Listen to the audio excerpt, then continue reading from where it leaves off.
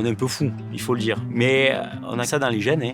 Moi, de tout petit, mes grands-parents me gardaient, on allait au verger, quoi. Hein. C'est un patrimoine.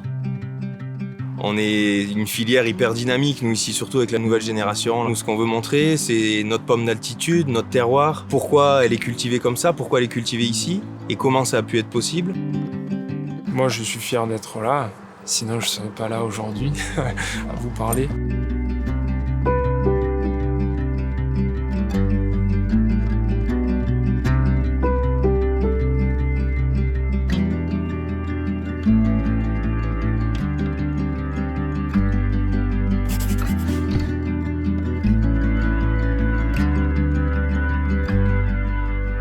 Notre territoire qui est un territoire d'exception, il faut le dire, avec les montagnes, les différences de température, le jour, les nuits, c'est très bien, on peut avoir de la qualité. C'est un terroir un peu atypique, je pense, dans les différentes zones de production de pommes en France. On a un verger qui est beau, qui est reconnu, il y a eu un travail qui est fait là-dessus. On est quand même la seule région à faire du label rouge. Le label rouge est un critère français et le JP est un critère européen. Donc, ayant les deux, ça permet des ouvertures. La Golden et la Gala, c'est une pomme qui se produit un petit peu partout.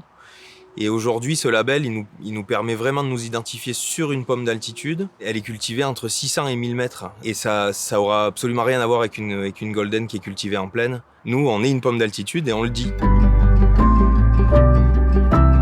C'est un verger qui est situé dans des conditions pédoclimatiques idéales avec pas des pressions énormes. La culture peut être plus facile puisqu'on a dans la logique moins d'extrêmes de climat, bien qu'on voit que cela évolue. Depuis les 5 dernières années, on a subi notamment le gel à 3 reprises sur certaines zones, perte totale ou partielle. Il a fait très froid, historiquement très froid. La période qu'on a vécue ce printemps se rapproche beaucoup de 1991. C'était l'année la plus dure et 2021, il se rapproche beaucoup de ça, 30 ans après. On aurait dit que c'était fait exprès. Et on est obligé de se battre perpétuellement face à ces aléas qui sont de plus en plus récurrents malheureusement.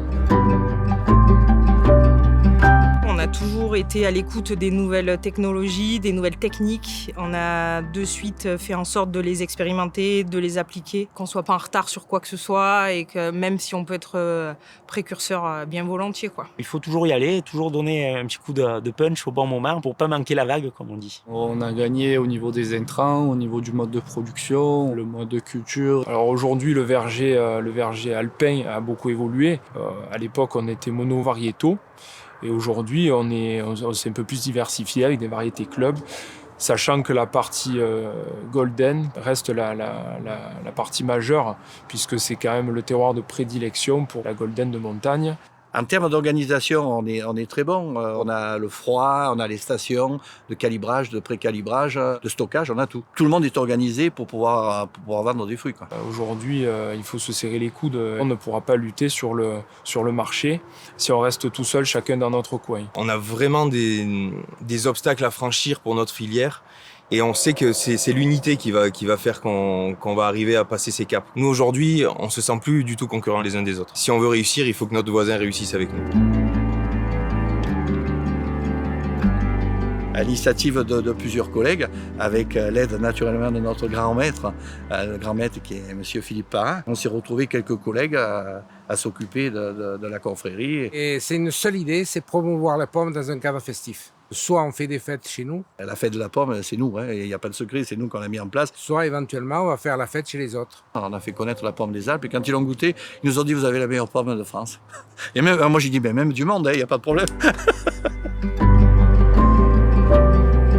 Ça fait déjà plusieurs années qu'on est engagé dans les vergers éco-responsables. On plante des bancs de fleuris pour accueillir la faune auxiliaire.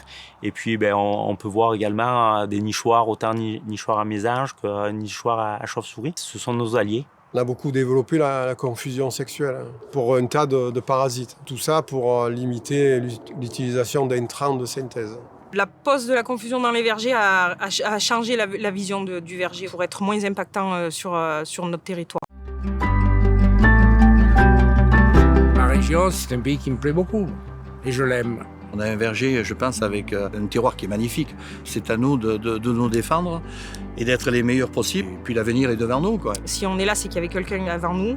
Et en fait, on a une génération qui était déjà très à l'écoute du territoire, des capacités qu'il a, ce territoire, à faire cette super pomme. C'est vraiment un passage de relais et la continuité de quelque chose qui a été créé. Et nous, on est super contents qu'ils nous fassent confiance. Et aujourd'hui, ils nous ont dit « Allez, c'est à vous ».